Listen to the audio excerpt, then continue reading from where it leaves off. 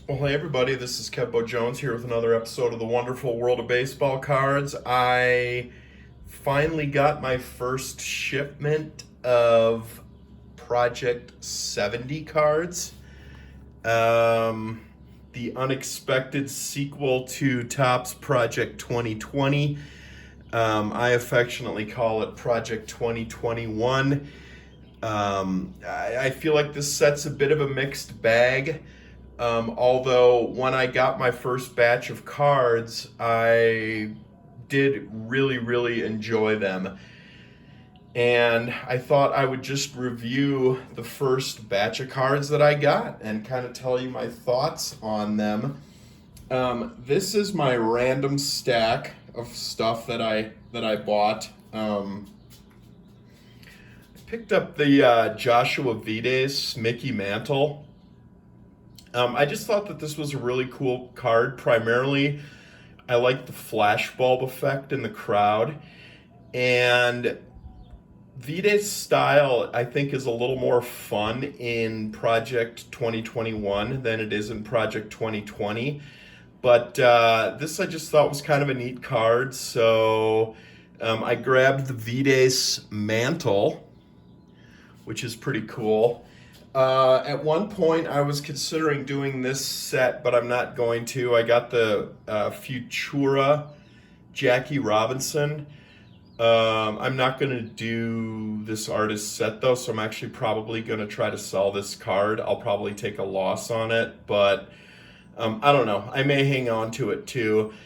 Jackie Robinson being in Project 2020 and then already having so many cards in Project 70 is just kind of annoying. I wish that the artists would stay away from those subjects, but they're all so iconic. It's kind of hard to stay away from them. But I did get the Futura Jackie Robinson.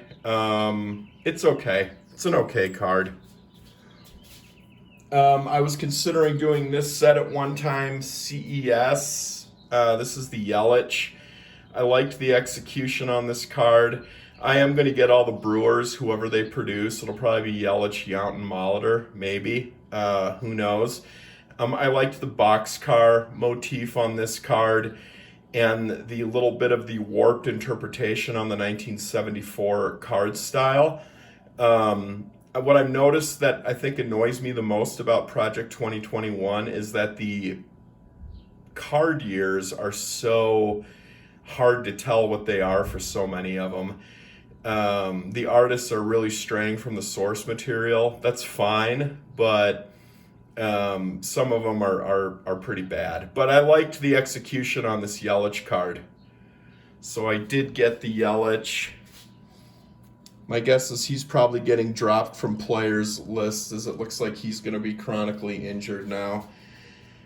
Another Project 2020 retread. I thought this was a cool card, but long term, I don't know. This is the Pose Ricky Henderson. Honestly, I got it. I liked the shades effect. But again, a retread of Project 2020.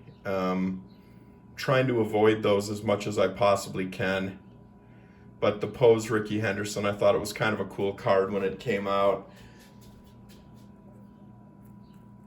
I have mixed feelings on this set. In a way, I feel like it's an unmitigated disaster and that Topps isn't, that they're not paying the true respects to 70 years of Topps. And that the execution could be so much better. And then on the other hand, I feel like when all 1,000 cards are out, it could be in a pretty amazing body of work. Mr. Cartoon CC Sabathia. I just thought this was a great card. I'm a big CC Sabathia fan. I thought this might be Sabathia's only card in Project 70. That's why I bought it, but he looks like he's going to be in the regular rotation. Sadly, as a Yankee, one of the failings I feel like with Project 70 so far too is just the absolute over-reliance on New York and California players. But I like this Sabathia. I like the tattoo work on the arms. This is a lot like his Project 2020 style. I think this is 1959 tops. A very loose interpretation, mind you, but I think it's a pretty cool card. Now this is more in line of what I feel like the project could be. This is a great card. The Cocoa Crisp. Athletics are crispy with cocoa. Of course, a play on the infamous Oscar Gamble 1976 Topps card, Topps traded. This is beautiful execution, and I wish the set was more in the spirit of this. Great card. One of the favorites from my first batch of cards. My buying has been pretty limited. Generally, usually I'm getting maybe 2 to 3 cards a week on average. I'm pretty picky and selective, but maybe not always. Another great one, the Fucci Dick Allen. Great card. One of my favorite players. Glad to see it. Looks like Richie Allen's going to be getting some representation in this set. Mr. Cartoon came out with one. I thought this was a fairly well executed card. And obviously a player that I like and collect, so I had to get it. I really like it. Really like the Fucci Richie Allen. Great looking card. Another Mantle. People were complaining like, it's too dark, but this is a pretty nice card. Andrew Thiel, Mickey Mantle. Nice card. Pretty solid, I feel. Like it. And then a pleasant surprise. I think this is my favorite card, or one of them, of all the ones that have come out so far. This is the Willie Mays by, I have no idea who. Morning Breath. It's a great looking card. Happy birthday to Willie Mays too, by the way. Another Project 2020 retread, but I like the pop art style of this. 1965. So it is a mild play on the 65 Mays. So the artist is working off the source material. I like this one. It's a great card. I feel like this is more of in the spirit of what the set should be. Or could be. And then a couple of artist runs that I'm working on, of course. The infamous Acuna Venom by Alex Pardee.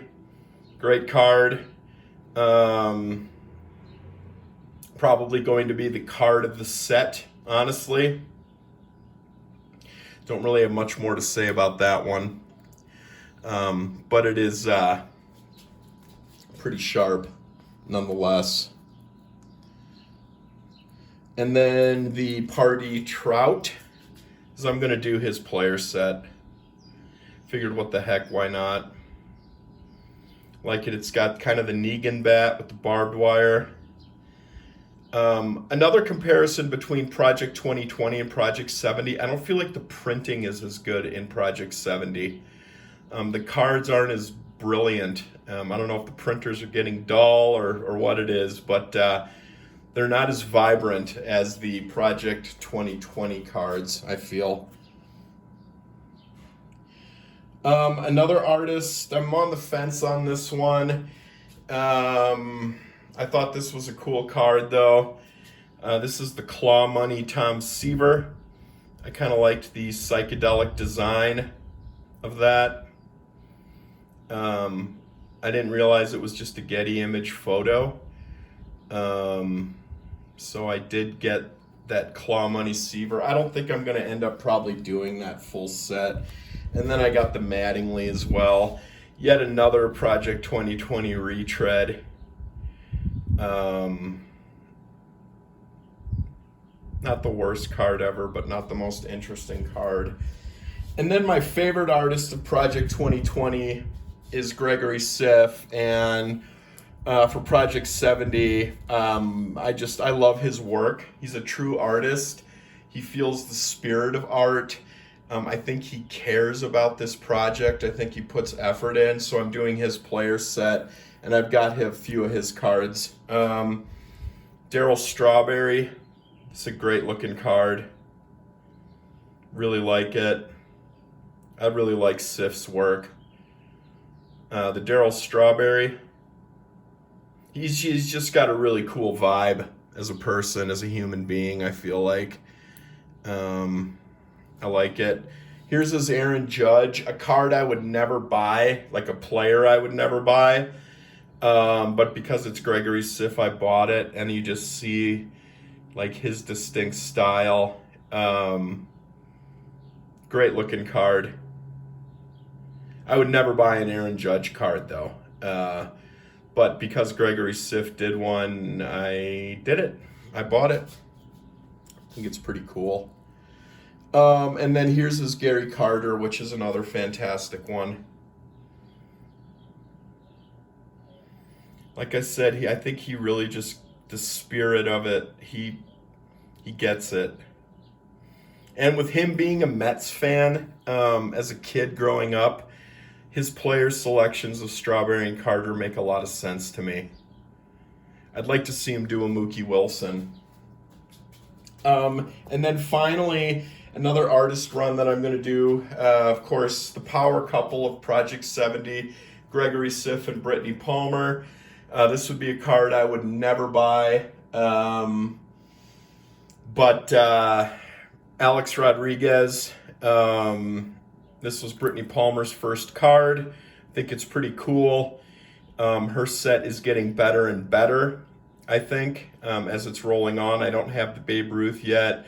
I'm getting like mass bulk shipments, so I gotta wait. I'm not in any rush for any of these, so. But there's her Alex Rodriguez.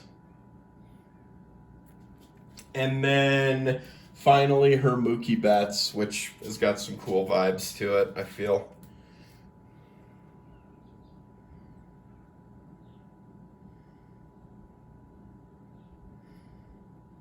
So that about sums up my Project 70 acquisitions thus far. As I said, I'm really getting about maybe 2 to 3 cards a week. Saying no to a lot of things. But yeah, it's interesting. It's interesting. The set is definitely interesting for sure. That's the only way I can describe it. And I'm hoping, I'm looking for more compelling player subjects. Like for me, the Coco Crisp is compelling. The Richie Allen is compelling. To a lesser degree, the Mays. The Acuna is pretty cool, although he's probably going to have a card from every artist set. I like they came out with a Vita Blue. Yeah, I like the compelling subjects. I don't need 51 Aaron Judge cards or, 51 Mike Trout cards. I'd like to see a cross section of players from the 70 years of Topps baseball. And that goes down to like obscure players too. I'd like to see more of that and less of Ricky Henderson and Don Mattingly and all of that. So this is Kebo Jones, Wonderful World of Baseball Cards. See you soon. Later.